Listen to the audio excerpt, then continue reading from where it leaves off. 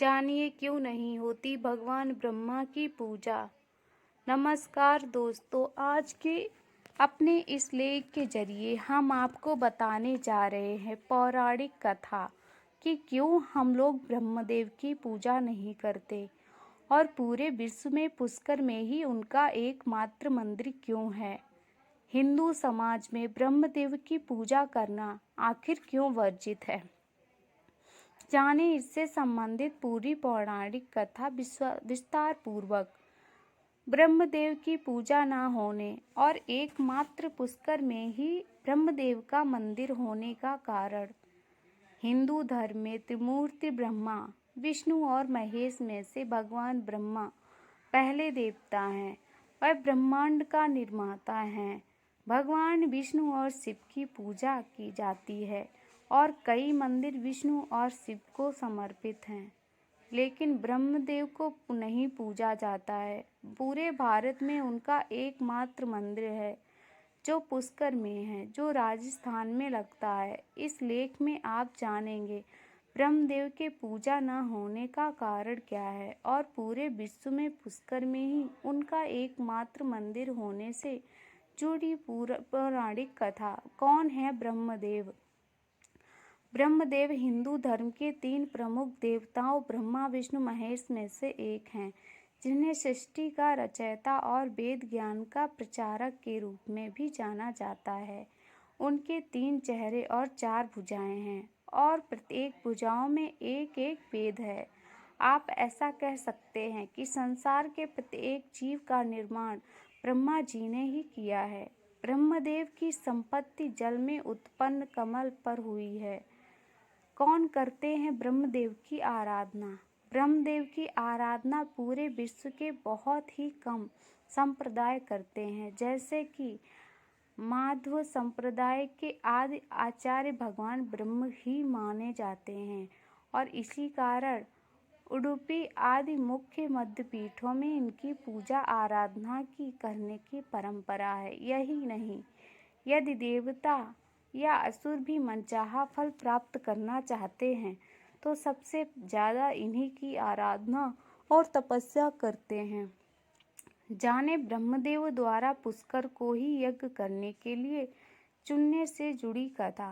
पौराणिक कथा के अनुसार ब्रह्मदेव धरती लोक के कल्याण के लिए धरती पर एक यज्ञ करना चाहते थे, जिसके लिए उन्होंने यज्ञ करने के लिए धरती पर सही स्थान का चुनाव करने हेतु अपने बाह से निकले एक कमल को धरती पर भेजा, जो राजस्थान के पुष्कर में उस पुष्प का एक अंश गिरा और वहां एक तालाब का निर्माण हो गया और फिर ब्रह्मदेव ने इसी स्थान को यज्ञ ले लिए चुना। जाने ब्रह्मदेव द्वारा यज्ञ करने के लिए किए गए विवाह से जुड़ी कथा।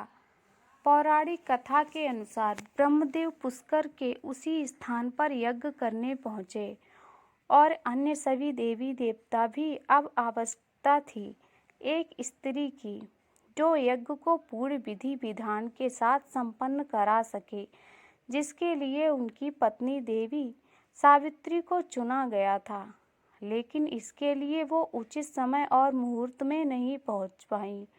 तब ब्रह्मदेव ने नंदिनी गौ के मुख से सावित्री रूपी स्त्री को प्रकट कर उससे विवाह किया और उसके साथ स्वयं यज्ञ में बैठ गए। जानिए क्यों नहीं होती भगवान ब्रह्मा की पूजा की पहली पौराणिक कथा। जाने देवी सावित्री के यज्ञ में पहुंचने और ब्रह्मदेव को श्राप देने से जुड़ी कथा। पौराणिक कथा के अनुसार ब्रह्मदेव ने जैसे ही यज्ञ शुरू किया, तब ही देवी सावित्री का वहां आगमन हो जाता है और देवी सावित्री अपने स्थान पर किसी दूसरी स्त्री को देख क्रोधित हो उठी और क्रोधवश उनको श्राप दे दिया कि ब्रह्मदेव की संपूर्ण धरती लोक पर कभी भी कहीं भी कोई भी पूजा नहीं करेगा। पूजा के समय कोई ब्रह्मदेव को याद नहीं करेगा। बस देवी सावित्री के उसी श्राप के कारण आज तक इस धरती लोक पर कोई भी ब्रह्मदेव की पूजा नहीं करता। जाने ब्रह्मदेव के पुष्कर मंदिर निर्माण से जुड़ी कथा। पौराणिक कथा के अनुसार देवी सावित्री को इतना क्रोधित देखकर सभी देवी देवता डर गए और उनसे अपना क्रोध शांत करने, उस श्राप को वापस लेने की गुजारिश करने लगे। इसके बाद देवी सावित्री ने अपना क्रोध शांत किया और कहा कि आज ब्रह्मदेव ने इस स्थान पर यह यज्ञ किया है, वही धरती लोक पर उनकी सदा ही पूजा होगी और यहीं उनके मंदिर का निर्माण। तब से ब्रह्मदेव का पूरे विश्व का एकमात्र मंदिर पुष्कर में स्थित है, जहां उनकी लोगों द्वारा पूजा अर्चना की जाती है। जाने सावित्री माता के मंदिर से जुड़ी कथा। पौराणिक कथा के अनुसार अपना क्रोध शांत हो जाने के बाद देवी सावित्री भी ब्रह्मदेव मंदिर के पास स्थित एक पहाड़ी पर जाकर तपस्या करने लगी, जिनका आज वहां एक भव्य मंदिर है और लोगों की आस्था के अनुसार वो आज भी वहां रहकर भक्तों का कल्याण कर रही हैं। आज भी विवाहित स्त्री अपनी मनोकामना की पूर्ति के लिए इस मंदिर में आती हैं और मां से आशीर्वाद मांगती हैं। आज भी लाखों की तादाद में हिंदू तीर्थयात्री देश और विदेशों से ब्रह्मदेव के इस मंदिर में उनके दर्शन करने हेतु पुष्कर आते हैं और तालाब में भी स्नान करते हैं। जानिए क्यों होती है भगवान ब्रह्मा की पूजा की दूसरी पौराणिक कथा। दूसरा कारण यह कि ब्रह्मांड की था लेने के लिए जब भगवान शिव ने विष्णु और ब्रह्मा को भेजा तो ब्रह्मा ने वापस लौटकर शिव से असत्य वचन कहा था।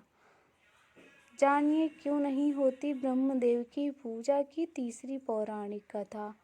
मोहिनी नाम की स्वर्ग में एक अप्सरा ब्रह्मा जी के मनमोहक रूप को देखकर उनसे प्रेम करने लगी। एक दिन जब ब्रह्मा जी समाधि में लीन थे, तब मोहिनी उनके निकट जाकर बैठ गई। जब ब्रह्मा जी का ध्यान टूटा तो उन्होंने निकट बैठी मोहिनी से पूछा, देवी आप स्वर्ग का त्याग कर मेरे समीप क्यों बैठी हैं? अप्सरा मोहिनी बोली, हे ब्रह्मदेव, मैं आपसे प्रेम करने लगी हूँ, कृपया आप मेरा प्रेम स्वीकार करें। ब्रह्मा जी मोहिनी के काम भाव को देखकर उसे समझाने लगे, लेकिन मोहिनी नहीं मानी और ब्रह्मा जी को अपनी ओर सशक्त करने के लिए कामुक अदाओं से रिझाने लगी। उसी समय सप्त ऋषियों का ब्रह्मलोक में आगमन हुआ। जब सप्त ऋषियों ने ब्रह्मा जी के निकट अप्सरा मोहिनी को देखा तो वो चौंक गए। उन्होंने ब्रह्मदेव से पूछा, यह रूपवती अप्सरा आपके साथ क्यों बैठी है? ब्रह्मा जी बोले, यह अप्सरा नृत्य करते करते थक गई थी, विश्राम करने के लिए पुत्री भाव से मेरे समीप बैठी है। पर सप्त ऋषियों ने अपने योग बल से ब्रह्मा जी की मिथ्या भाषा को जान लिया और मुस्कुराकर वहां से प्रस्थान कर गए। ब्रह्मा जी के अपने प्रति ऐसे वचन सुनकर मोहिनी को बहुत गुस्सा आया। मोहिनी बोली, मैं आपसे प्रेम करती हूँ, अपनी काम इच्छाओं की पूर्ति चाहती थी और आपने मुझे पुत्री का दर्जा दे दिया। आपको अपने मन पर संयम होने का बड़ा घमंड है, तभी आपने मेरे प्रेम को ठुकराया। यदि मैं सच्चे हृदय से आपसे प्रेम करती हूँ तो जगत में आपको पूजा नहीं जाएगा।